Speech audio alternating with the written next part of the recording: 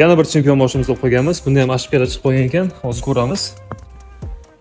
Mana EV Power Limited deb yozib chiqib qolibdi. Bir xil o'sha eski muammo.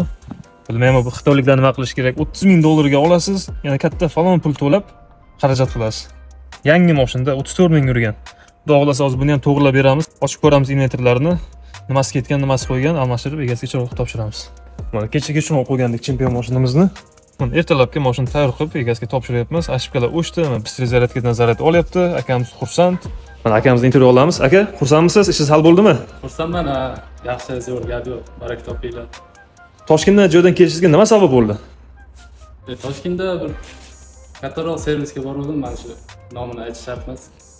5 kun ko'rdilar-da, mashinani 5 kun ko'rdilar. Oxiri shu batareya ketib qoldi deb aytdilar-da menga.